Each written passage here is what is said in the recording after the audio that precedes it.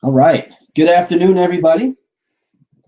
We're gonna wait a few minutes here, or wait a couple seconds, I should say, as we have a lot of people joining, and we're just waiting for them all to get fully connected. We've got an incredible webinar session today. It's the 12 Days of Sourcing, the webinar. We've done this, the 12 Days of Sourcing is over. We did that back in December. We do it every single year. It's 12 emails, 12 tips from 12 different people or so. Some people give more than one.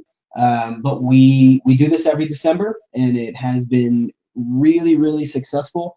And so today is the wrap up webinar. We've got an all-star cast that I'll get to in just a moment.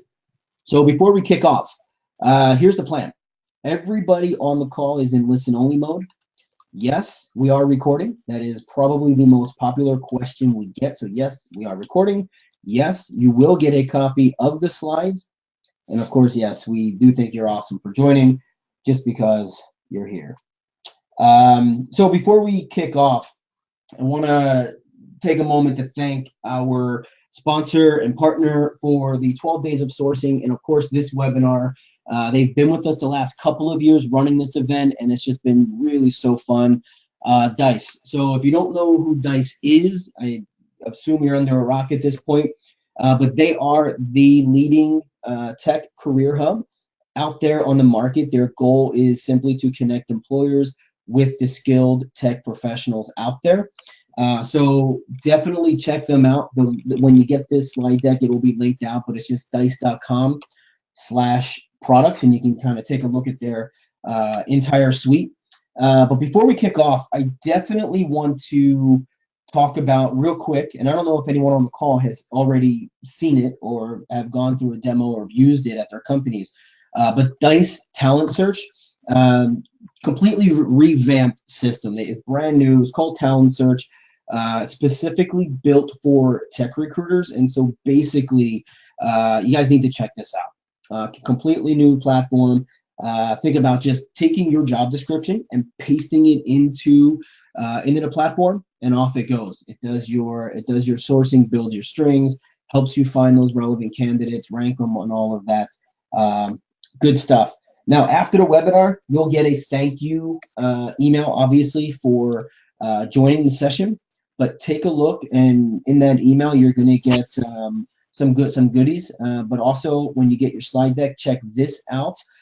Dice's mission is to help you find and engage tech talent faster, but they also want to help you become more successful as a tech recruiter. So, as a special thank you for joining today's webinar, Dice is going to give you this offer here, their definitive guide to a strategic intake meeting. Check it out. The link right there is on the page, and we'll also get that to you post-webinar follow-up.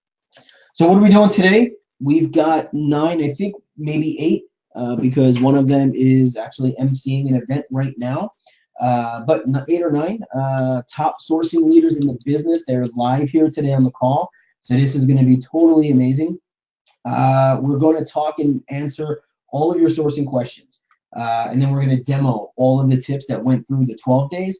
So as we're going through the webinar, there is the questions panel on the right-hand side. Drop your questions in because we're going to answer them. Most of them we're going to try to get live as we're going through that demo, but I'm assuming we're going to have a lot of questions. If we don't get to it, we will fly back to it. With that, we're going to kick off. Here is your panels today, your panelists today. And you can see this is an amazing lineup. We got Todd Davis. He's on the call from Indeed. Todd, how you doing? We've got Aaron Daniels. Aaron's on the call based in, I think you're in Houston or around there. So we don't like Dallas fans. Yes, sir. Skip over that. We got Dean. Everyone knows Dean. Ronnie Bratcher, Aaron Matthew, who, interesting tidbit, I just found out today, and I hope I'm not going to throw you under the bus here, Aaron. Her very first webinar. Amazing. I completely thought she was out there doing webinars all the time. So she submitted some really good stuff, and I think you guys are going to love what she's doing. Aaron Lintz, great to have him back on the call. And Eric Jaquith, then Brian Fink, but he will not be here today, actually. He's going to be emceeing an event. So these are the panelists, an amazing set of sorcerers. So with that, before Dean, I pass it over to you, just so that everybody knows, you're going to see some flickering on the webinar. We're going to be doing live demos. So what's going to happen is I'm going to be passing over live screen control to each of the presenters. While that happens, you're going to see a flicker, and that's totally fine. You're not going to lose anything, okay? Before we kick off, though, Dean, I want to drop a poll in to the audience. So I'm dropping that up right now, and it's kind of funny, but it's a good question. Which came first, sourcing or recruiting? So Dean, as we're going through that poll, I'll let you kind of take that right there. What do you think? Recruiting or sourcing? Which came first? My guess would be recruiting, because I'm guessing recruiting would mean something like posting an ad or going out and holding a sign saying we're looking to hire people, which I know back in the day happened a lot, or at least so my father told me, because I wasn't alive back then. Right. Well, it's kind of dead on. I mean, people are 50-50 here. It's 55-45 recruiting over sourcing. So that's I think they're kind of on the same page. All right, Dean, we're going to kick off here. I'm going to find you here. I'm going to make you the presenter, and it's all yours, buddy. Go ahead and take it over. So you guys are going to see a little glitch here as Dean loads up. And there we go. All right, can everybody see the screen? It says Pastebin. Yeah, we've got it. All right, so Pastebin is a online text pasting type of tool. You know, you get something, you put something together, you copy it, you paste it in there, and then you can save it and share it and do all that good stuff. But what's mind-boggling with it is the amount of data that you can find on it. Now, when I originally did the 12 days of sourcing thing, I did it, but I showed you how to do it by a site search. Being the lazy guy that I am, I decided I didn't want to have to keep typing it, so I created a custom search engine for it. So I'm going to actually use that for the remainder of me showing you different things. And this is the custom search engine. So with Pastebin, you can do a lot of different ways to find some information. So as an example, if you have an email of somebody you know, like in this case, that's one of my emails, and I'm going to show you what I'm going to do. I'm going to search on my email, and here's what I'm going to end up with. I'm going to end up with this document that was hidden inside of Pastebin of attendees at what appears to have been a Hiretual webinar. And if I'm looking for recruiters, well, I just found myself about, let's see, according to Email Extractor, I found 60 emails. So I've got 60 people to start contacting that are all recruiting types. And why it's there, who copied put there, I have no idea. All I know is somebody made it available to me. Quick, simple, and easy. And that's one of the things I really loved. I've used this a lot for different things, but I had a friend of mine actually looking for recruiters, and I did this, and I sent him the list. And I know he's talked to a few people on here, but I don't know what's going on there. But that's all this is. It's just data that's out there, free and easy, and there's so many ways you can do it. Like if I want to go to Black Hat, which is mainly about hacking and stuff like that. Now, I always put in an email. There's 26 main email domains you can do that. I do it only because I want to be quicker. So I'm gonna just look anywhere in blackhat.com for Gmails, and as you can see, there's 21 of them listed on the page right now of people who are part of Black Hat. In this case, Android. In this case, something else. You could Android, a lot of Android, Black Hat hacker, email. I mean, but there's people you can start contacting. And what's cool about this is if you want to have more info about them before you contact them, is you can use Email Qualifier or Email Extractor to grab the data and then use other tools to find whose emails they are. As an example, you can upload it to Seek Out, a Hiretual, Luxo, or any one of a number of tools, or you can just do them one at a time in Google and figure out more info on the people. You can even open these up individually if you wanted to, just so you can get an idea more of what's being said around it. Like in this case, I believe it's actually an ebook, and somewhere in here is the email of the person who wrote it, which is right there. and you can figure out, okay, I see what they are, I see what they did, and they can become a viable candidate. There's so much data, and it's interesting because you can even go so far as to do something like this. Like, I'm going to look at the Microsoft MVPs. I want to know if there's any way in heck to get a listing of them with emails and stuff like that. So I'm going to start with Gmail, even though, I could use Hotmail. And there we are. These are all people who are within the Microsoft the MVP.Microsoft.com, which means they're probably Microsoft MVPs. Some of these people here, which mean and everything. But I've got emails. I got 43 MVPs I can start looking at and grabbing to start hiring if I'm looking for Microsoft types. If I'm looking for more Java Hadoop people, as in the case of this one, I can go in here and do the same thing and just change the URL in there, the domain information, and search. And I'm still using just Gmail. I could go through them all, but here we go. Now we have a whole bunch of people that are Apache Hadoop people. They're Hadoop people, and I've got Gmails. I got 10 of them. But that's just with Gmail. I'm pretty sure if I put in Hotmail and Yahoo, if I remember, I'll end up with 50 or 60 people. But these are 56 people that may or may not be so easy to find anywhere else. And you can do it with almost any domain out there. This is one here I've used many times, which is Developer. It's a map of Google developer chapters. And then you can even use this to try to see what's available. And if I remember correctly, you actually get a few people. Yeah, there's 800, and there's 7 emails sitting in here that are Gmail. Like I said, if I go through Hotmail and so on and so forth, I'll find more. And these are all going to be people that are part of this Google developer site. Hey Dean, we're getting some questions around targeting location. Can you just show people there in that search how you can, for example, target Seattle or Chicago or something like that? I can try. I don't even know if that can be. I've never tried that because this type of data. Well, I guess you can. Never mind. So you can just put in the city, and there you go. These people evidently, yeah, this person's a Seattle person, and this has been redacted. Ooh, some of it has anyway. Yeah, so you can put in. It may not work that way with all of them. It really depends on what information is available on that site. But some of them you can definitely, evidently, I didn't know because I never tried it. You can definitely do it based on location. I tended to never worry about it. I tend to just grab emails, stick them in other tools, and let the other tools tell me the other info I want.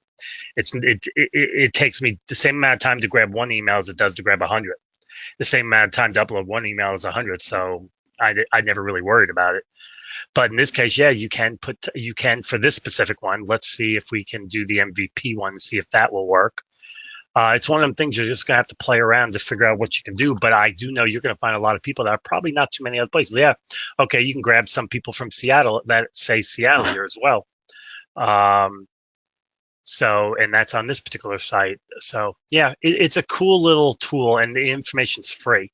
The reason why I use Chrome extension, a custom search engine or X-Ray, is because searching in the tool itself is a little bit of a pain in the butt. It's not as easy and clean as it could be. But searching this way. Sorry, I mean to cut you off. For everyone dropping questions in around the custom search engine, we'll grab that link and we will send that to you in the wrap up as well. Yeah, the link's right up here as well. But yeah, I find it much cleaner. Now there is a tool that actually does this as well that you can search in it, but it's not free. And they limit how many you can see, whereas doing it my way, you can see anything, you can see as much as you want. And it's called Intellix or whatever the heck it's called. Basically, it's exactly what I just said, but let me show you what you're going to get. I'm going to use my email formula and everything. So here's what you get. And if I go into the document itself, you see how most of it's redacted. Or you only get like 4 or 5 of them. Whereas if you X-ray in directly into Pastebin, you get to see everybody.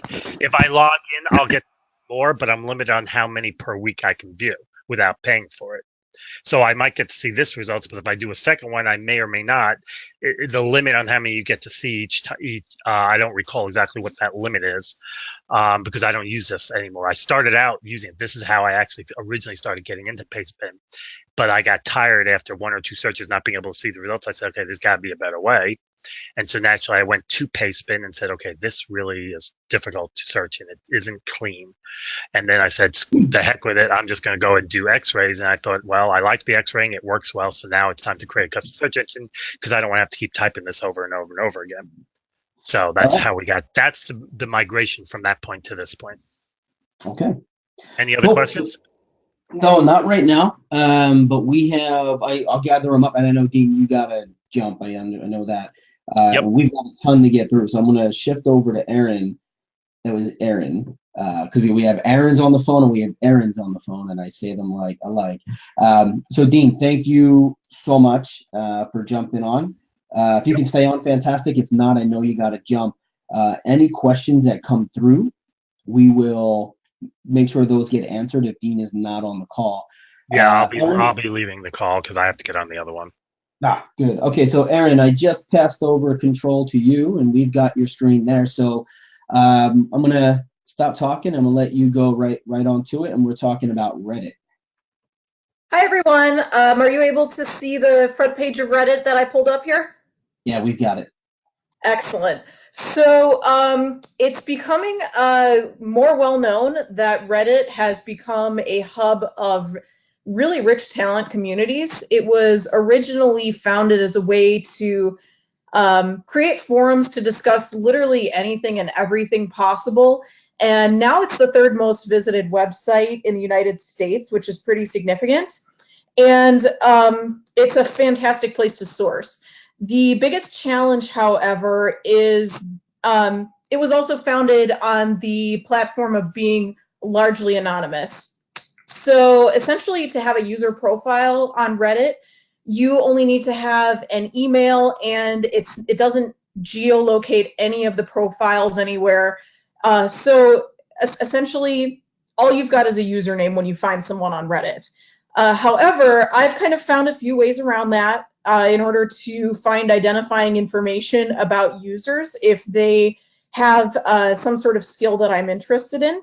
So I did that by constructing a simple Boolean string. So I'll show you the one that I built for when I was looking for an SEM manager. So essentially, I just searched within the URL, and that's going to pull up any Reddit username that includes Chicago, which is where I'm looking for them, as well as search engine marketing. So it's going to pull up any profiles that have ever mentioned in any kind of comments that they've made that have ever been on Reddit before. So it brought up this profile. So we'll click on Elliot Ray here. And this is going to bring me to all of his posts and all of his comments that he's ever made on any kind of subreddit before. So after looking at his profile and reading through a bunch of different discussion items, I found out several different things about him. Mostly that in the past, he taught himself to do search engine marketing.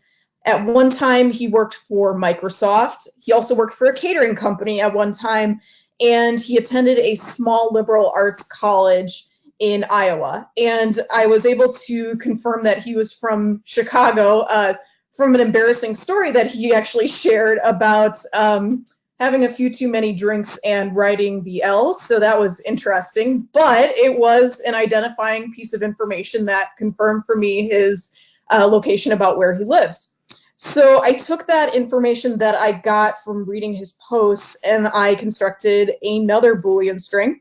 So I just put together Elliot and SEM and Microsoft and Chicago and LinkedIn.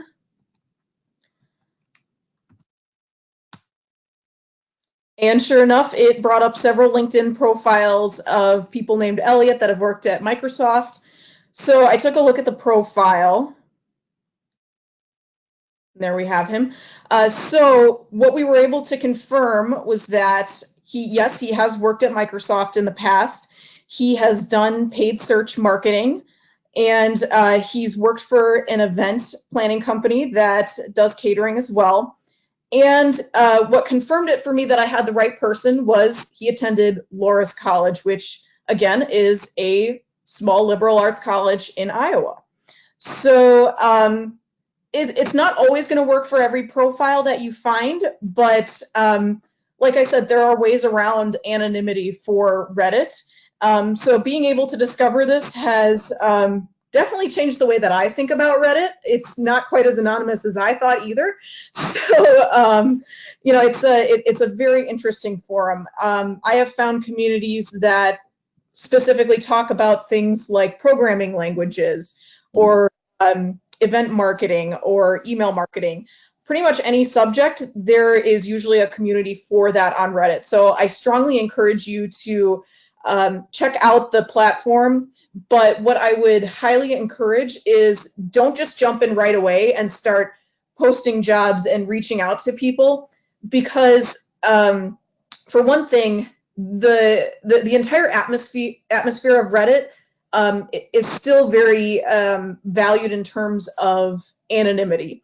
So if you make a username that's going to say Tech Recruiter 701 or something like that, they're going to know right away that you're not there to be part of the community. So make sure that you create a more inconspicuous username and take some time, I would say at least a month on a couple of these communities before you actually start using it for recruiting purposes. There's a lot of really interesting subreddits that you can join and be a part of. I would say make sure to give back as well. There's a specific subreddit for resumes where you can give feedback to people. So I say, you'll get out of it what you put into it. But like I said, it's a largely untapped resource for sourcing purposes. So do you have any questions right off the bat? Yeah, we do. That's really good. So thank you. We have one that came in regarding one of the searches that you used. Instead of using the site command, is there a reason why you use the URL command? I guess preference. I guess I just used it because it worked. Good answer. Yeah. Yeah. It's a preference. But yes, I guess the site command would work in this situation as well. Yeah, for sure. All right, good. So we're going to keep moving because we got a lot of stuff coming. We're going to come back to you as well, Aaron. So let's see. So next up, Mr. Aaron Lintz. You're still here, right? You didn't run away from us. So I'm going to give you presenter control, Mr. Aaron. Cool.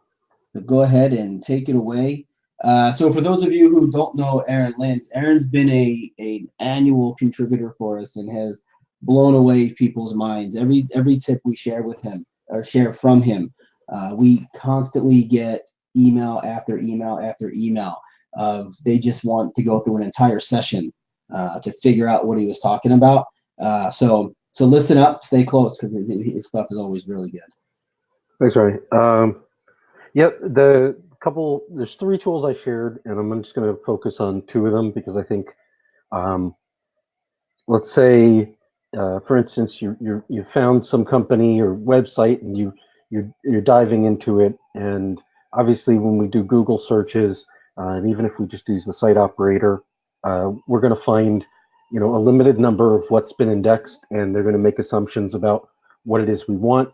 And we've all learned, hopefully, the reason we put things in quotes is because we want to tell it exactly what we're looking for, and that's when we get what we're looking for, rather than kind of sending us on goose chases. The SEO folks, the people who optimize websites, are kind of in the same or similar world as us.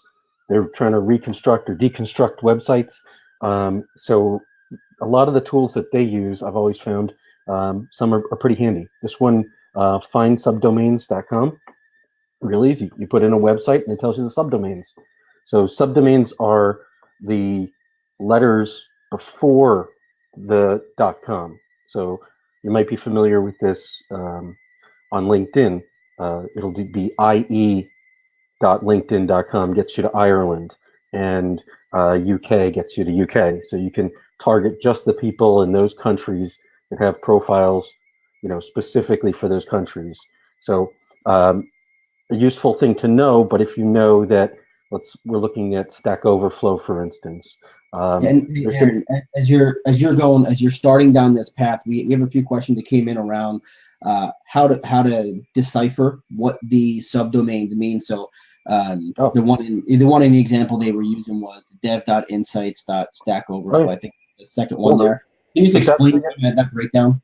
Let's try it, right? So this is the best example is to just dig in. So dev turns out is redirects to dev.insights at Stack Overflow. So they've made some changes to it, and it goes to their annual surveys. They're really actually famous for this. They have some amazing data that you really should download if you're in that space to learn from developers what it is they're looking for. Some data about comp.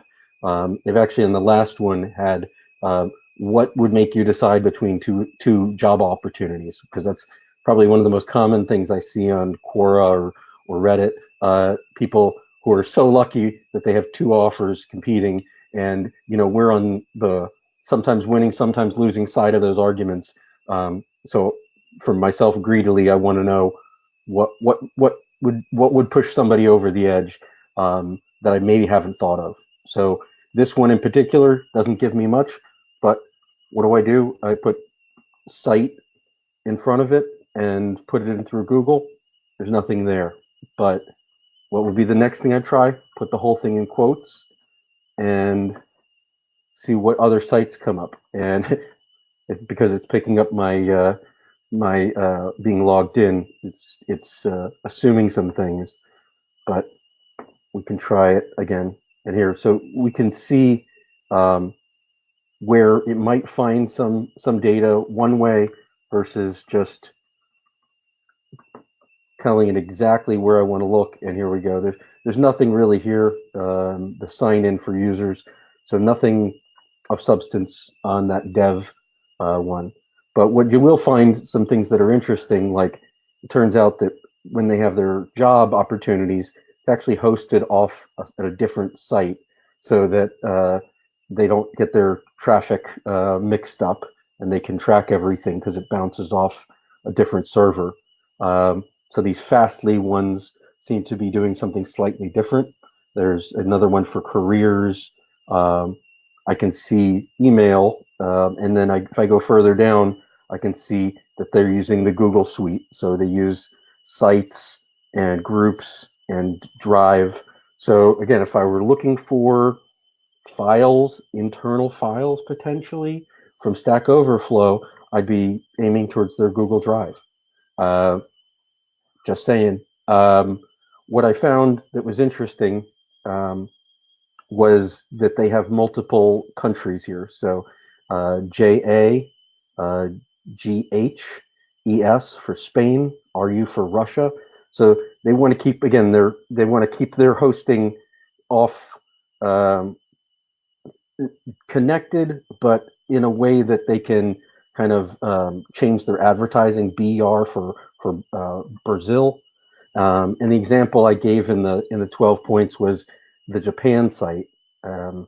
Obviously, I don't speak. I know a little kanji just because I like to order sushi and sashimi, but I don't know what this means. But I'm going to allow the power of Google Translate to do it for me, and I can see the buttons are the same basically. Who are the new users? And I can search by technology stacks. There are, when you start to look into it, people who have tags on their name. So they may, rather than Python, be looking for, scraping. So we can find the people who have scores based on that. They call it credit rating, which in America is reputation. Again, poor Google Translate. But yeah, it allows you to kind of find some people specifically, and obviously these folks may not be as easy to find, but there are many, many tools that have indexed Stack Overflow, for example. There's another example, a competitor or company that I've been trying to look at. I put in their domain, and I found that little more organized, but they're using DigitalOcean, which is a CDN network, to host their video and calling data, and where their email is hosted by Rackspace. It may not be something that I necessarily want to use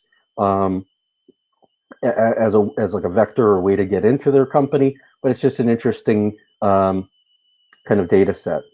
The next tool that I tried was Tech Lookup, which again I used the example of Greenhouse.io. Just put their domain in, no www or HTTP, and you get some information about the technologies that are powering it. So it is a SEO-matic WordPress site, the type of web servers that they use, and again, you can see things like AWS, where they're hosting their data on Amazon, and then they host their email through Google. So some data that can be worthwhile. We could take a look at this other competitor again and see what comes up for them. I haven't tried this, so apologize if it takes a second. We'll learn that yeah, they're using a Microsoft.NET server. You know, we can find out again some information about where they're hosted, and if you switch from the Tech Lookup to Whois, instead of having two tools or a Chrome extension for the few times I'm going to use Whois, then I can just find it real quickly here. And I like this. Some of them don't allow you to copy and paste, but this one does. It looks like they paid the extra $10 for the privacy protection, but you know, I'd say half the time they don't. So you're just finding another way to get into a company, more likely a private person's personal website, and yeah, again, how to find different avenues to do some deeper searches. Yeah, very cool. So we've got a question that came in, Aaron. How does the competitor insight contribute to talent sourcing? It's what was that? Rage Against the Machine, Know Your Enemy. This is Sun Tzu. We're hopefully representing our company as strongly as possible, and we need to take no prisoners. You know, we need to know that the companies out there that are competing for talent. I'm not going to diminish any of my competitors, but I want to know as much as possible about them so that I can again compete against them as effectively as possible. Very cool. And there's more questions coming in. We're going to gather them up towards the end, and then drop them back into you. And so we're going to move on because we got to obviously keep our time here. We've got Mr. Ronnie Bratcher. So Ronnie, I'm going to pass over control to you and let you get rocking here. So there we go. Ronnie's got, you should see that pop up on your screen now. So Ronnie's another annual contributor and does a lot of stuff with us. He's got 2 search engines that he shared with us that were pretty popular. So I wanted to make sure we covered those today. Ronnie, I'm going to stop talking and pass it over to you. Cool. So I just want to break the bad news for everyone that Google is not the only freaking search engine in the world. They're trying to take over your life. So I pretty much try to get everybody to, you can continue to keep using Google, but they don't index the entire web. There's not any search engine in the entire world that does do all the internet searching.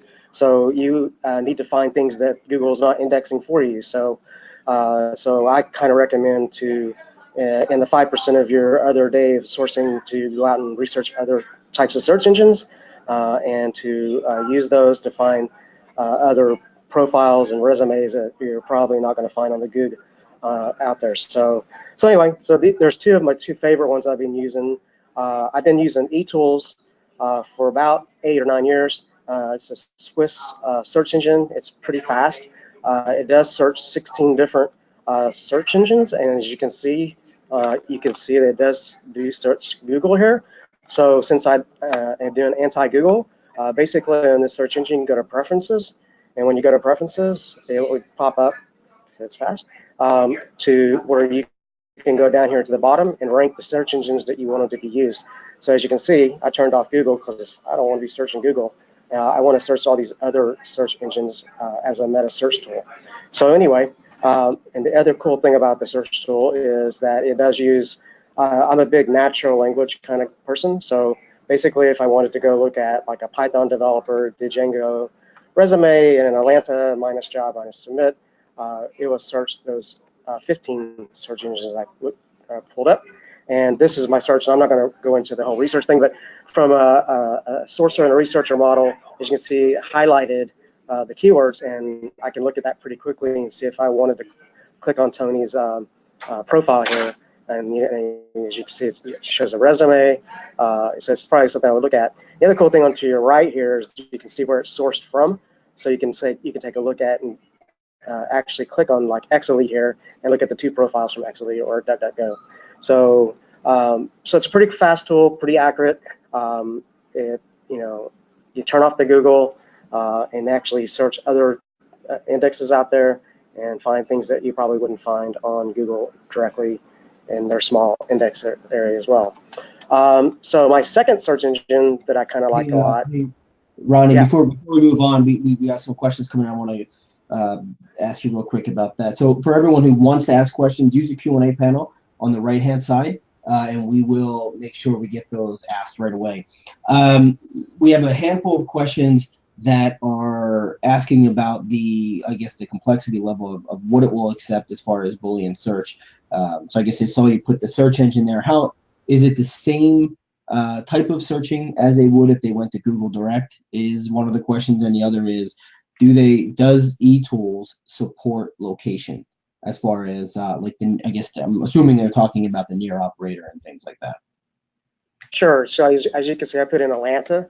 You can put in any kind of geo you want if it comes up. From trying to use all the Google syntax, I probably would not recommend it because you're really not searching the Google. I mean, you are searching DuckDuckGo, which is Google, from a privacy standpoint. So I'm a very simple kind of guy. Why not keep it simple? I like to look for what people are saying about themselves or others saying about themselves on the web. And I'm a big believer just trying to find these profiles that, because as most people know, most things come up. Like I see by topic, there's only 5 listed profiles up here somewhere in this result. So hopefully that answers the question for you. Yeah, I think it does. And then I just want to be sure I'm not giving wrong information. At the top of your search there, it says -J. We have a question asked what the -J means. Is that just cut off? Is that? Yeah, it's just cut off. So it's minus. I didn't want to see any job ads or any submit. So I just took out not job minus not submit. So it took out any job ads or anything of that nature. So. And sometimes, be careful with the job and jobs. Minus, sometimes people put my job is, so I probably eliminated that too. So it's probably a small percentile that people actually say something like that on their web page or their profile. Is that cool? Yeah, I think we're good. We have more, but we'll gather those up later. Okay. So the second one is Cirx. Cirx is a newer search engine. It's been around for about 2 years now. It's really now popular in the InfoSec world and also in the OSINT world as well. So I've been seeing it more and more in their tool set. It's a private search engine, so it's going to mask your IP and your cookies and all that good stuff. So it's pretty cool. It's just a couple of features that I just kind of want to show. You can click on this advanced setting here, and you can fix anything you want, just kind of like Google if you want. But you can do, anytime searching last month, and you can change those around. You can do different languages if you want. Of course, I'm English, so we'll definitely use English. So on this one as well, it does search, I think, about 29, 30 search engines, and it does search the Google. So like I said, I didn't want to be on Google, and I don't want to be anywhere near them. So on the preferences button on top, we can pull that down, And over here, you got all the different things you can change. So if I go to engines, you can see where all the search engines that it's searching. So the gray is turned off, and the light blue, the aqua button, is on. So I'm looking for things on Bing, DuckDuckGo, Furu, GigaBlast, Quant, Startpage, SwissCows, which is a private seeping search, the Russian search engine Yandex and things like that. But I did turn off the Google because I don't want to deal with Google. Just don't even want to deal with them. So basically you do that, and you just hit the save button, and then you can come back and do your search. So we'll just do since I didn't really pre-program anything, I'll just do something like what we did earlier, just for something really, really simple. Just looking for a resume somewhere, minus job, minus submit. We'll just keep it really simple because I just want to show you the features of it, not really. Take a break. Searching is fun. So anyway, we'll do a search. Ronnie, do you have an awesome mechanical keyboard? Because that thing sounds like war games. Oh, sorry. It's No, it's supposed to be awesome. I love it.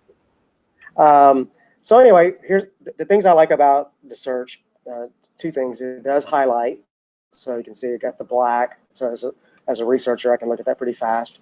We can do different things. We can look for files, images, things of that nature. Those are the interest to me. But the cool thing is if you're a volume, or if you do get a lot of data here and you don't want to really go through all this data right now, is that you can actually download the results into 3 different types of files. So you can download it into an Excel file and pull it down, and then you can do whatever you want. If you're a really good data scraper, you can scrape off of that file and pull the data that you're actually looking for. So it's one of the very few search engines that have this tool. But I just kind of wanted to point out that feature because a lot of people do not want to deal with that data at the current moment. So if I had to go on and do this later, I'd do that. Secondly, you can see over here, it tells you exactly where it pulled from, the search engine. So a lot of DuckDuckGo here, and it's probably going to show a lot of DuckDuckGo. I mean, it just basically tells you where it pulled from. Ronnie, So that's pretty. As you're going through that, we have a couple of questions. Sure. Can you explain what the cached and proxied means? Yeah, you could go to the cached website. So like if it goes down, you could actually click on that if you want to keep it. It's not working for me right now. It's just waiting. It looks like it's going. Yeah, it's taking forever. To be honest with you, I've not played with these two things that much, so I'm not going to be an expert at that right now. So yeah, it looks like it's taking it back to the Wayback Machine on the cache. So it looks like it's just pulling from some websites from the old days. So that's probably what the cache doing, is just pulling back some old stuff from this. Proxied, I've never really played with. So yeah, those are 2 things I probably need to look at. Or if anybody's really more of an expert at that, maybe they can teach me. That'd be awesome.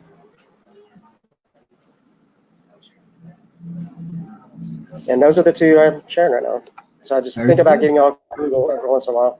So yeah, awesome. We have a lot of questions that came in, so if you have to jump off, I know you're at the event. I'll be able to answer. We'll drop them off. All right, good.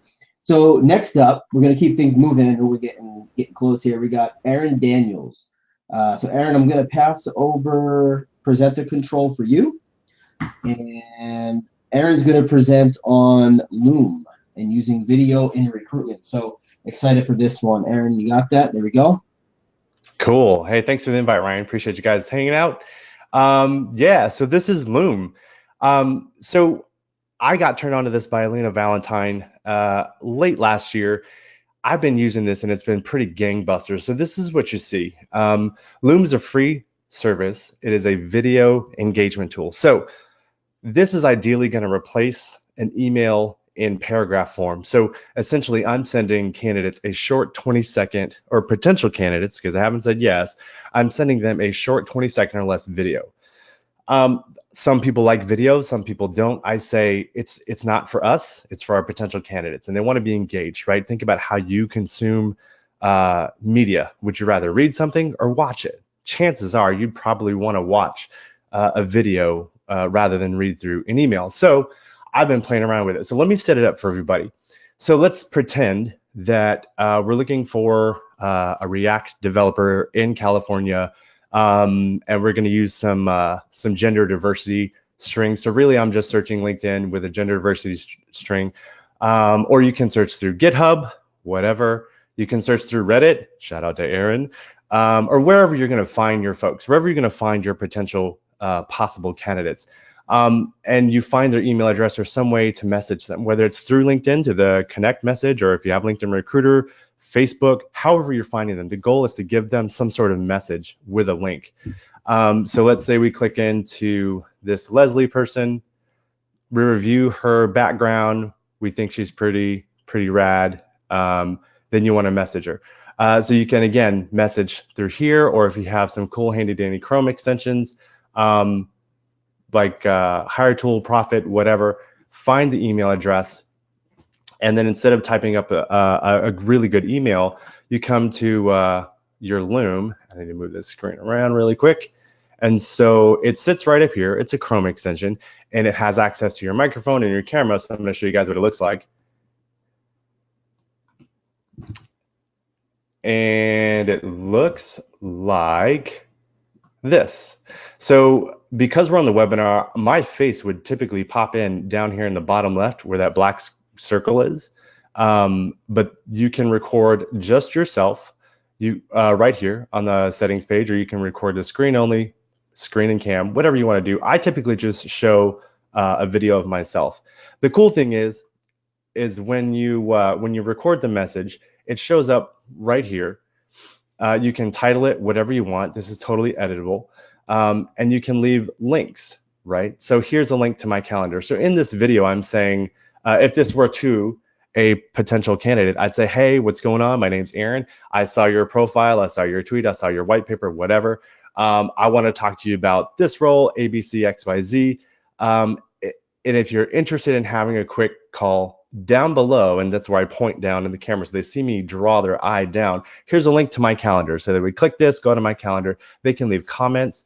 And another really sweet feature is when they open this video through whatever message that you sent it to them, and whether it be Facebook or an email or LinkedIn, whatever, when they click that link, you get an email notification knowing that they viewed the video. So I'd show you some examples, but I can't really do that because it's for live roles right now, so I don't want to share any of that stuff. But this is a pretty short and sweet engagement tool. And y'all, this week I've sent 10 of these things, and the week's not over yet. I sent 10 of these things to very hyper-personalized videos to people that I already know my hiring managers like on paper. And I have 9 out of the 10 folks from this week alone that have already gotten back to me, and they got back to me within 24 hours. So the response rate, the engagement rate is extremely good. I've got nothing but positive reviews from the potential candidates themselves of how much they like it, or it's a cool engagement piece. So I highly recommend Loom. It's free. They do have a paid for version, but everything I need is absolutely accessible in the free version.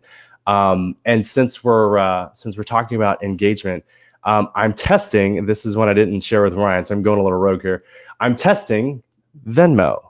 So stay with me. I put $5 in my Venmo account, right? And what I'm doing is, if I'm finding someone's email address, I send them 2 cents. And I say, hey, here's my 2 cents. Short little pitch, link to my calendar. And chances are, if somebody sees a message from Venmo, someone's paying you money, and it's Venmo and it's legit. I'm testing this one out. I'll get back to you guys and see and let you know if it's nice. As successful as Loom is, but it's a lot faster. And it's 2 cents, right? I mean, I'm literally paying them 2 cents, and who knows if they'll even accept it. But anyway, that's the tool. The main tool is Loom that I wanted to share, and then I just want to hit you guys with something on the side I'm checking out for Venmo. A lot of these things, I've shared this before, and people get a little squeamish with these things, but you know what? Get out of your comfort zone, engage folks in a way that's outside of a quote unquote box, right? So yeah, that's all I got to share. Really quick, really easy, and I hope you guys have some success with it. Any questions for me? Yeah, we've got a bunch that came in. I'm thumbing through to see if I can grab one, maybe two. So let's see. I may have to capture these for the end because there's a bunch coming in. No worries. So there's a couple here around the look of what the candidate sees when you send it. Are they seeing the full page that you're seeing, or is there a landing page that they're shown and it's just more clean? Sure, I'll show you to you right now. So we'll copy the link. So this right here is the link that they're gonna see right here. And let's open this up in an incognito window so it looks like I'm somebody else.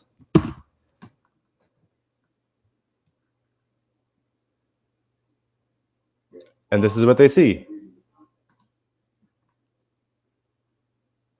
And look, I got a notification. Someone viewed because I got notifications on for Loom, and it says, hey, somebody viewed it. Oh, that's a great face right there. But this is what it looks like. They can add comments or whatever. Candidates have actually typed back responses to me in this. Now, I will say the only downside to this is that it's public. So if they decide to share this link, someone else can see it. So don't share any confidential information. But to me, I don't see anything wrong with somebody sharing this because if they want to see how outside of the proverbial box that we're being here, I'm cool with that. And hopefully it elevates another recruiter to try it. Who knows? Yeah, that's awesome. And then one more question we'll go for is for the Venmo one. Where does he include the Venmo message? Oh yeah, let me open that screen right up. So just right here on the bottom. So here's where you drop the email. We're inviting a friend, AKA a potential candidate. And then this is where you say your message. Here's my 2 cents, and then add your message there. And I got this from Josh Jones. He's the one he and I were collaborating one day. So I haven't tested this very well. I've maybe sent this twice. Both times were accepted. One that actually took my 2 cents, and the other time they didn't. But it's something I'm still testing. But since we're talking about tools and stuff and outreach, I figured I'd share. Yeah, well, we're gonna have to definitely follow up on that because I think that's going to be an interesting one to see the results on for sure. For sure. Thanks for having me again. Appreciate it. Yeah, for sure. All right, let's see who we've got coming up here. Where am I? I'm stuck. I can't see my screen. Give me a sec. Give me 1 sec, guys. Here, one moment. All right, so Brian Fink. But Brian Fink is out today, so I'm going to actually take his. So I'm going to take back control. Give me 1 second.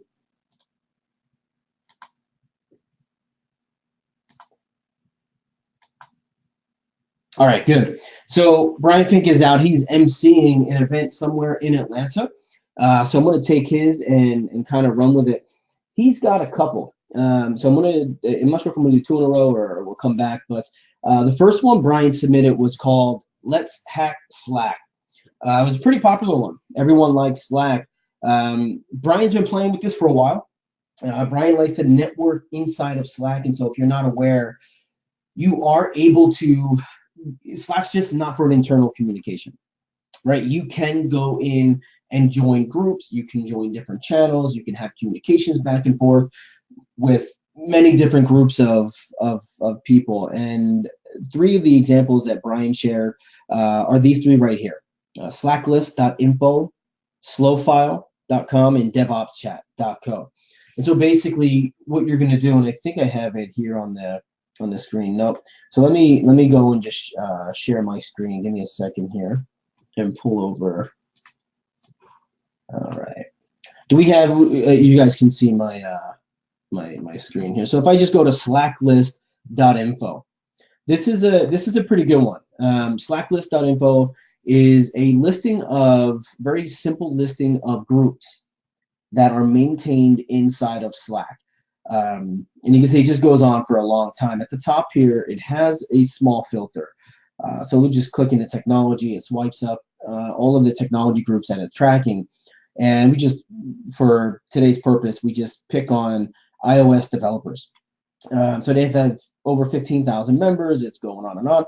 So if we click join the group, all you're going to do is drop in your email address, click on join now.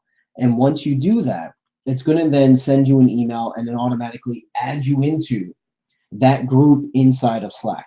And so then you just go into your Slack itself, and you're able to see the group on the side there. If you're familiar with Slack, you're able to see it there on the side and go in and start joining the conversations. A lot of these groups that I've joined, as Brian was showing me, and some of the things that I'm doing, they've got kind of like subreddit, right? They have the main group, they'll have 15, 20,000 people in it. And below that, they've got any number of different channels that you can get into that are a little more specific or streamlined to a targeted conversation. But I think same as Aaron said earlier, don't just go in and start dropping in that you're a recruiter and doing things like actually go in there and communicate. It's hard as a recruiter, especially if you're not able to contribute to that conversation. So I know that's pretty tough. I'm sure people on the call have have some thoughts on that. But the idea is just be a person, go in there, do your thing. But these are active groups. This is as active. Some of the ones I'm in are active, or even more active than a Facebook group would be. That we're all part of, and so this is a really good channel. And there's different ones. If you go into business, you got to kind of filter through. But you'll see there's some e-com stuff, and it's not all great, but if you keep going down, you'll start to see more. Now there are others. So Slow File, DevOps Chat. DevOps Chat is specific to DevOps, and so it's something that you definitely want to check out. You see, we're getting some questions here. Slack groups sometimes have career advice channels where we are. That's right. So Carrie just put in that Slack groups sometimes have career advice channels where recruiters are able to go in and mentor and be part of that conversation.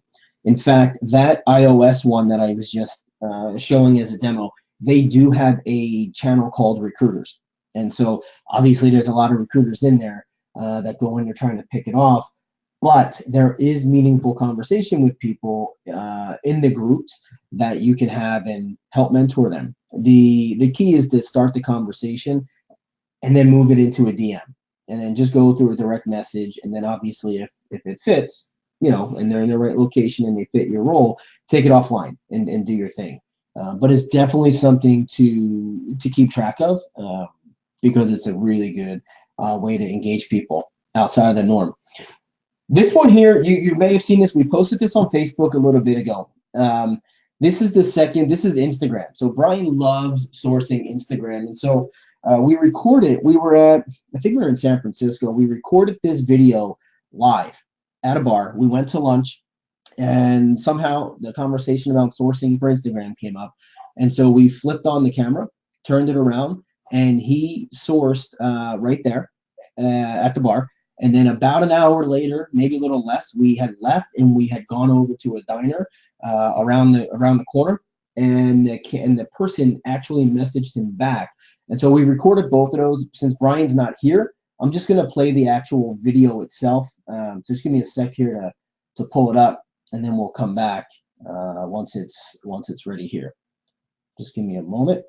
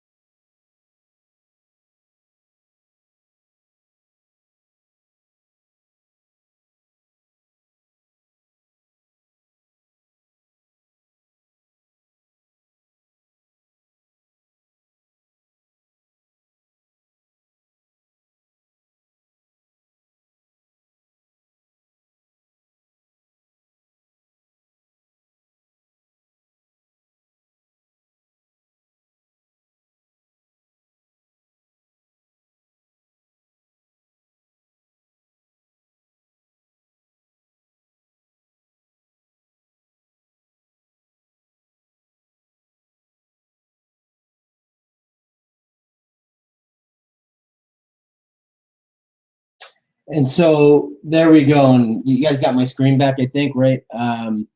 Okay, good. So hopefully you heard that. I think some people may have trouble hearing that. So hopefully the audio came through. It looked like it was working.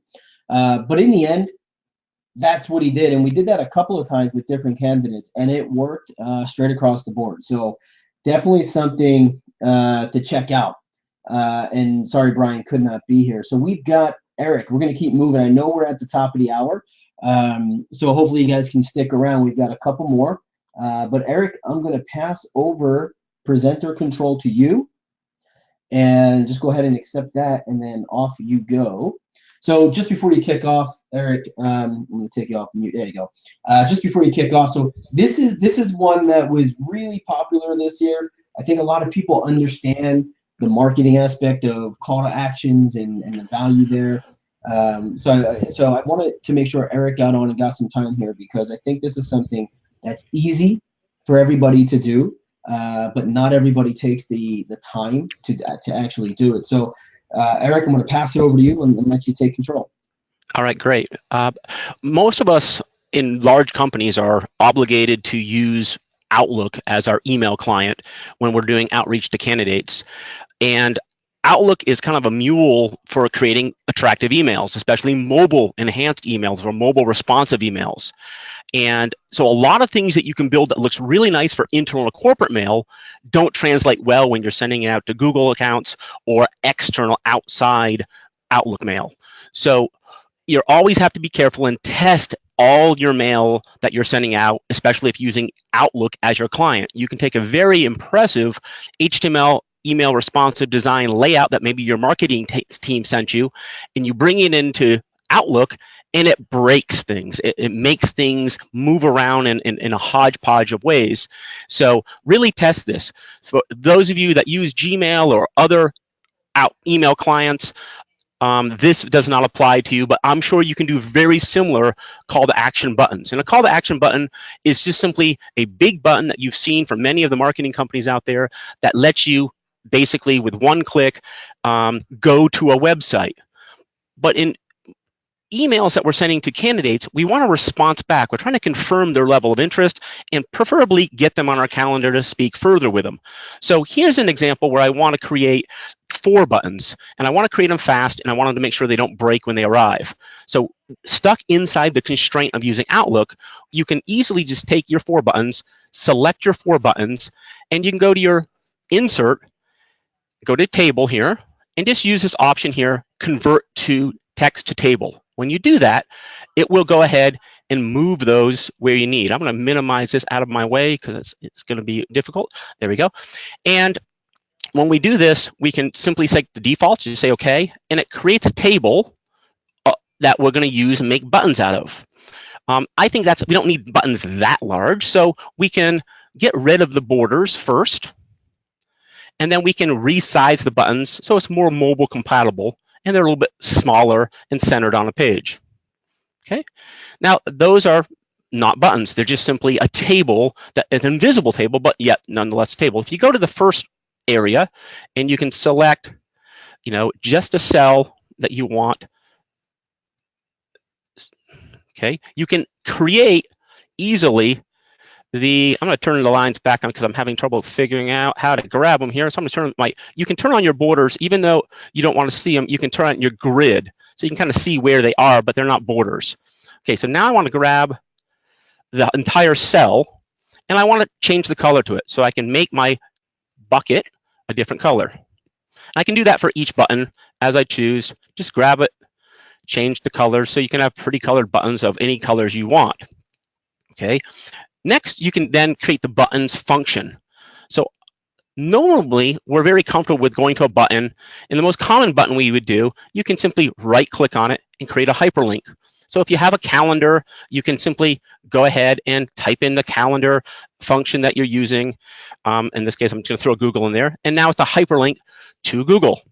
Okay, and I don't want it blue. I can change the color and make it not underline so it doesn't have that ugly format and looks like underline. I want it to look like a button. So shut off underlining, turn your text not to blue, turn it back to black, and turn off underlining. Okay, so now it looks like a button, and I can make that color as I said before, just go back to my layout or my design and make it whatever color you choose. Okay, so that's a normal button. That's just an email hyperlink. You click on the link, it goes to whatever email client, whatever calendar client you might be using for self-scheduling. But another type of hyperlink you can do is actually select the text, and it's called a mail to hyperlink. So when you hit mail to here, notice this function down here. It says mail to address. When you click on this button in Outlook, it lets you put in the email that you are replying back to, basically my email address, a subject line, and you can even embed the entire message if you want. So this is my 2 o'clock one, so I'm going to say, this is it. And my message is basically a subject line that says, yes, I'm confirmed for 2. And then I can embed an entire email in here that says, basically write the body of the email that I want.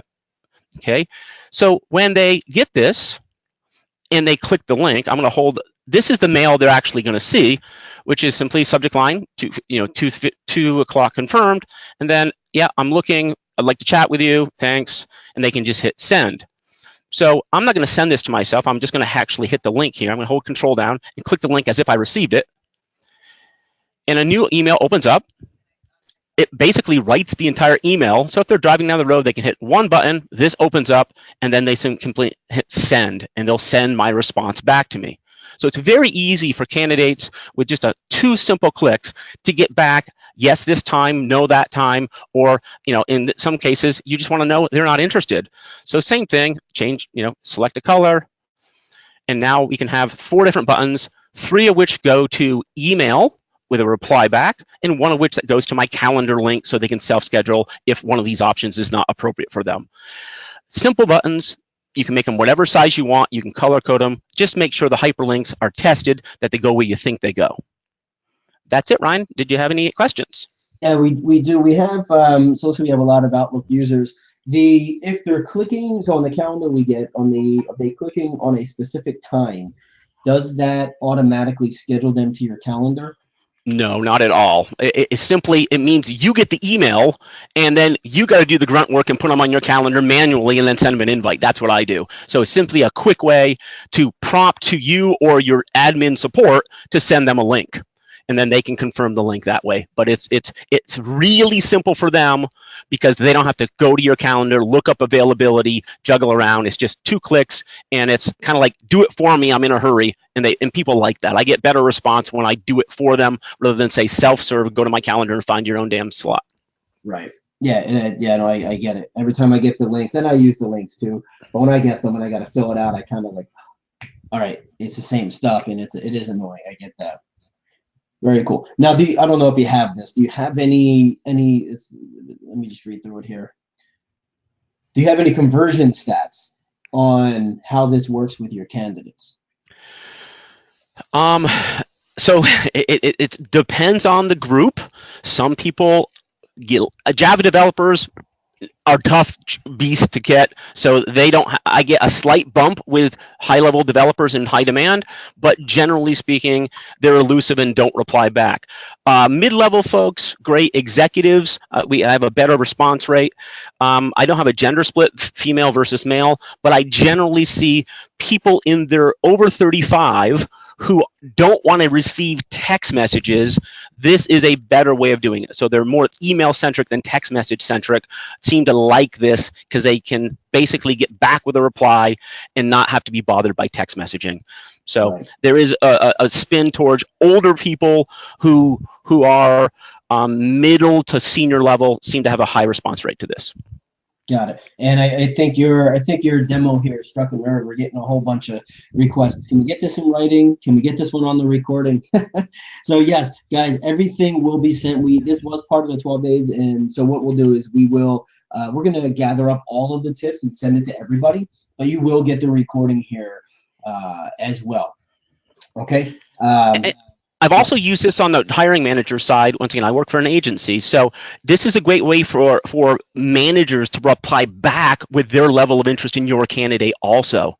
or amongst your team, who wants to go where for lunch. I mean, so you can use them as voting buttons also. You can make it very, very easy for people to reply back, hiring managers. So it's not just a candidate trick, it's a hack for your life. You can use it in real life as well. No, and this is good, and we're still getting them in for a written tutorial. We do have that, so we will send that out for sure. That's for sure. Eric, thank you so much. We'll probably have more questions, so if you could hang on to the end, we'll come back to that. I will go mute and hang on. Thanks, Ryan. Awesome. Thank you so much. All right, so we've got one more, and Mr. Todd Davis. Sorry to keep you waiting until the end, but what? I just woke up. What? Are we on? Oh crap! Where am I? I just gave you. Hold on. Show my screen. I'm on this. I'm ready to go. No, thanks for everyone for hanging out and for hanging in there. I know that some people have dropped off, and I just appreciate the opportunity to be a part of the webinar for sure. There's so many smart people, and I feel kind of strange being a part of this group for sure. But what I wanted to show today, honestly, was definitely from, and did I just jump in and run over you? I'm so sorry. Maybe there was another introduction, but No, you're good. You're totally good for it. I was going to do a couple of things. One, definitely follow up from being a part of the 12 days of sourcing, but also show you some of the things that I'm teaching the sourcers internally at Indeed. I'm responsible for right now what we call the Sourcing Lab training series, where not only am I teaching, but I'm also teaching people to teach. And one of the big things, and I'm sure we'll see the numbers drop off here because it's not as sexy as some of these other things, is methodology and organization process and how we go about actually sourcing. And it's kind of interesting because there's so many cool things that we can do. There's so many different tools, techniques, other things, a lot you've seen today, but how do you put it together to get to the ultimate goal of which is putting butts in seats? I'm still in the capacity of teaching, leading, and then also putting butts in seats. So I'm doing everything from the sourcing to the candidate conversations to even scheduling interviews to moving things through. So what we've got to do when we're in a hyper growth company and situation like Indeed is that we have to kind of figure out how we're going to teach our sourcers to move quickly through the process. So I wanted to show a couple of Facebook things. I'm going to show you some creepy things too, because creepy's cool. At least it used to be with SourceCon and other things. But it's all part of this methodology and process and combinations that we use tools together to get a bigger picture of the people that we are sourcing. So why Facebook? And that's kind of like still the question. Well, even with the recent purge of people and fake profiles, people were kind of like, well, is Facebook still viable? I just say go by the numbers. Like we had a conversation before we started the webinar today with the presenters where we were talking about quarterbacks in the NFL, and they were talking about Joe Montana versus Tom Brady, and then I was sitting over here pulling up the numbers because I wanted to see like was Joe Montana's last 2 years in Kansas City as good as his previous years in San Francisco, because I go by the data. So if we look at Facebook, we're still talking about over 2 billion monthly active users. That's not total database, that's total monthly active users. MAU is what you should be focusing in on, is how many people are actually using whatever tool you're engaging with. And so that's why Facebook is still a valuable tool to me. So what I'm going to show you today real quick is I'm going to go through this quick kind of search where we're going to use this tool called People Find Thor, which is one of the Facebook search tools that I actually really love and that I use on a regular basis. So I put in a quick search, and I actually show real live examples because I'm working on real life crap every day on things. So I'm looking at Google software engineers in Israel. With People Find Thor, it's a web-based tool. You may have seen some of the Chrome extensions that search Facebook, but this one's a web-based one. So I'm using this one just because I like the name People Find Thor, and it actually works consistently and doesn't have too many hiccups. But some of the things to consider is that you have to go through all the filters. For our filters, we're just choosing employer, we're choosing the job title, and most importantly, the location. Other thing to take into consideration is that we want people that are presently in those roles and presently in Israel. So we're going to do a quick search on this, and we'll pull back a great list. So now, if we're talking about methodology and we're talking about process, we're going to start counting the steps that we're actually doing, right? So what we're talking about here is we did one step. So the first step was putting together a search on People Find Thor. The second step is that we've now found our list inside of Facebook. And as you can see, we verify software engineer at Google, software engineer at Google. We want him lives in Tel Aviv. We're on track. So we've got a pretty good list here. Most people would stop and be like, oh, that's great. Now what do you do? Well, there's so many different tools, right? This is where I think some of the challenges that we run into as sourcers is that we're inundated with these lists of tools. And like here, and it's great. I have a tools list shamelessly on my website, thecandidategenerator.com, shameless plug, that we don't know which to use and where. So what I'm trying to encourage you to do is count your steps. So we've done one step where it's step number 2 where we need to extract this information. But what tool do we use? Well, I go to whatever's the simplest for me. And for what I've found, and by the way, I don't sit on any boards. I'm not on a pseudo board member of some sort of tool. I'm not a sponsor or endorse any tools. I remain independent because I have an opinion, and sometimes that opinion ruffles feathers, and I don't like to upset people. But the tools I use are strictly my opinion. So I'm going to use ZapInfo on this page, and when this opens up, I'm going to be zapping or extracting from this page. And what happens is that I'm not wasting my damn time. So what's going to pop up here, and you'll notice, is that this page uses infinite scroll. WebClip only captures who are visible on this page. So most of the problem that you run into with other tools that extract data, I'll go back here, is that you have to build in that infinite scroll. So showing you what this looks like is that there are tons of results here. So what I use is actually a tool here that actually will do an auto scroll to the bottom. It's a free Chrome extension that will auto scroll to the bottom of your results. So you just click it once and it starts scrolling to the bottom. I can go off and answer emails or put together some of those cool kind of things that you just saw earlier. I can work on some different things, but in the meantime, it's scrolling to the bottom of the list. So what does that mean? Well, once I've done that, I can go back into ZapInfo. I'm going to go back to extract the page. We're going to hit OK. I don't have time to go through everything. It's going to show this list here, and then what we're going to do is we're going to go ahead and hit extract. And what it's going to do for me is that it's actually going to build out my contacts list. And we're not going to wait for this to happen, but eventually what it does is it ends up in a list like this on, I use Google Sheets, to where we've got all the data and information. It also starts to search for emails and verify those emails, which is really super helpful for me. I'm not saying it's the end all be all, but what you're doing is you're able to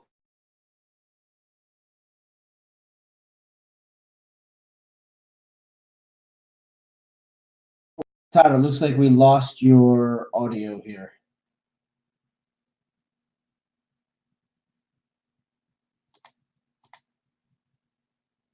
Oh, hey Tyler, you there? If you can hear us, we cannot hear you.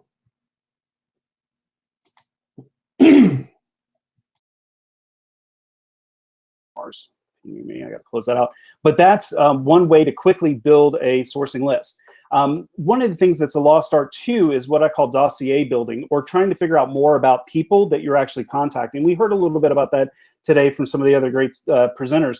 But what you want to do is to figure out additional information on people, and that can come in a lot of different fashions. And one of the overlooked ways of doing that, again, is looking at the data. People are on Facebook, people are on Instagram, people are on Tinder, but people don't really understand how to really look or research into Tinder. And we don't have time today to go completely into it, but I'm going to show you a couple of things that will actually help you kind of dig into this a little bit.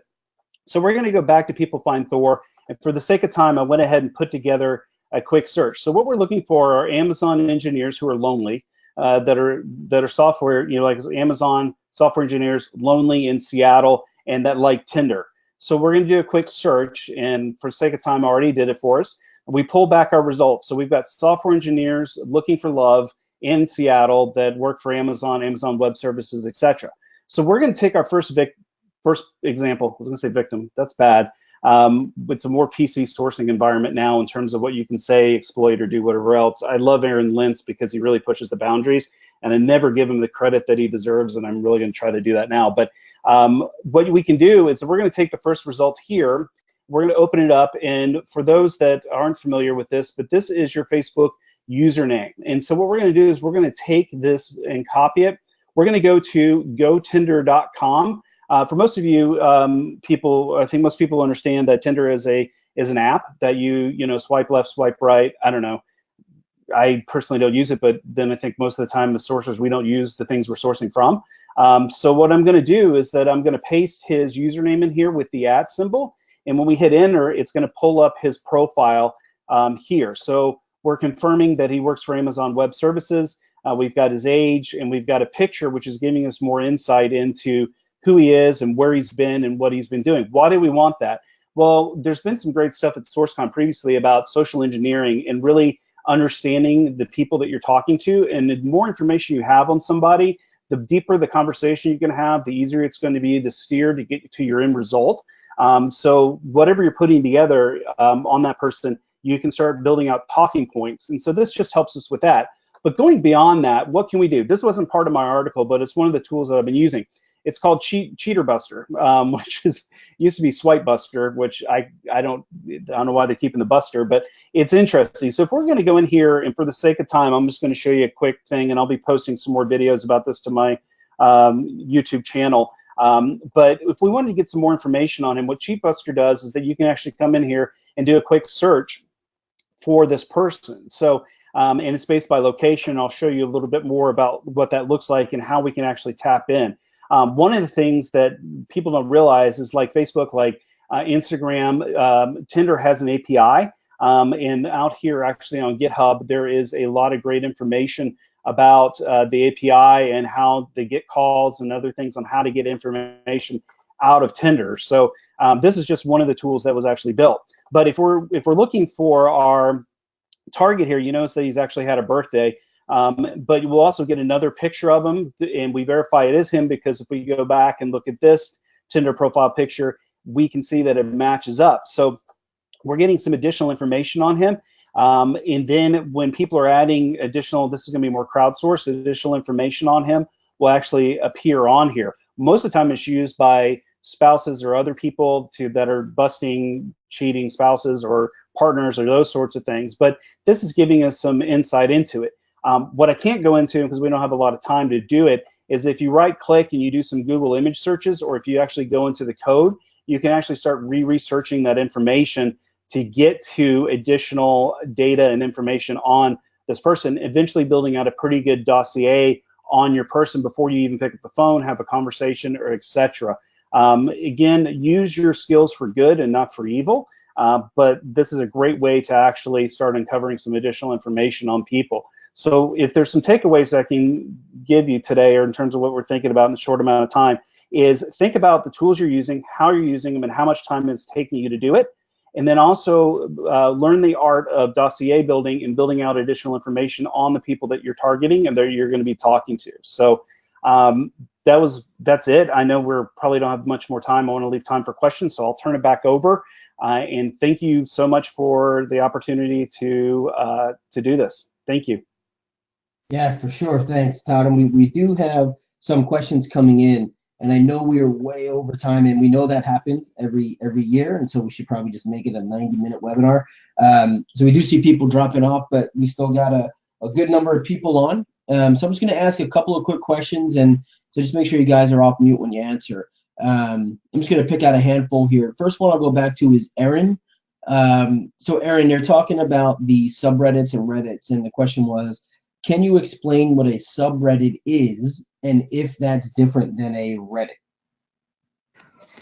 Yes, so Reddit is the platform itself. A subreddit is a community within Reddit. Anybody can create a subreddit. You know, there's new subreddits created almost every day, and like I said, it's trying to think of a better way to explain this, but Reddit is the platform itself, and a subreddit is a group within that. So, for example, Facebook is the main platform, but there are thousands, millions of groups within Facebook. So think of it as a group within Facebook, but on Reddit. Perfect. All right, Mr. Lintz, we have one for you. And let's just see if I can word it properly here. Is searching who is ethical? And then the follow-up to that is also, how do you tell the candidate you found them? Let's see if Aaron's still on. He may have dropped. Yes. Oh, he's there. So, oh wait, okay. Oh no, I was talking to Aaron. Aaron. Wait, which Aaron? Aaron Lintz. Okay, I'm sorry. You can't say Got confused Aaron. Aaron, are you on still? I see you hear him there. Yep, yeah, we got you now. There we go. Sorry. So ethical, I'm gonna first of all say yes. ICANN is the organization that manages all domains, the top level domains, and everything else in between. If you're in Europe, there are different rules that apply. So the GDPR compliance, it depends on your company and how you appreciate those things, but it's a record, just like any other system. When you make a purchase, it's considered part of this master record. So that was the question about ethics, and then the second half was if what was the second half? The second one was, the follow-up to that was, how do you tell the candidate you found them? Oh, I mean, I usually tell them it is internet research, but again, if you're doing the in Europe, you may need to tell them the specific way that you found them. So you can say from your personal website. So if you found them through their personal website, then that's something that many people, especially developers, list on their on their GitHub or on their other accounts. All of these aggregators and all this data is out there, so it's difficult to really subdivide it. But yeah, if you find somebody, it's not to be afraid that you found them for any other reason other than to assist them, which, if I understand the GDPR properly, is a reason to contact somebody for the purposes of employment. Right. Okay. And so let me just, I'll just ask one final question. This one is for Aaron Daniels. Do you always hold up a drawing in your videos, and why? Yeah, I get that a lot because somebody asked me if I Photoshop names so that I can do mass production of these things. But no, I would typically say, hey, and then the person's first name. I did their drawing for Recruiting Daily because I thought their logo was dope, and it's the only thing I can draw without having to use a ruler. So, but I would typically hold up that little pad and say, hey, first name, exclamation point, because it just shows that when the person first looks at it, it's not a mass-produced video. It's another reason for them to click it. It's absolutely positively for that person. Right, because they're seeing that image in the email itself. Yeah, absolutely. And so I would post that image in the email, and I would hyperlink that picture to that Loom link so that I can see when they click it and view it. Got it. All right, good. So we're way over. I know that. So thank you for those of you who remained on the call. Thank you to Dice for helping us put this together, and of course to everybody who presented today. Amazing group. So thank you so much. For everyone on the call, you will get an email once we get the recording of the video. You will get the slides, and for those that require individual step outs for the tip, we will have that as well. So be on the lookout for that. Email should come, if not later today, then tomorrow. But we're going to shoot for later today. It just depends on how quickly we can get all of that together. So with that, thank you all for coming out. And if you have any questions, just reach out to us. You know how to get hold of us.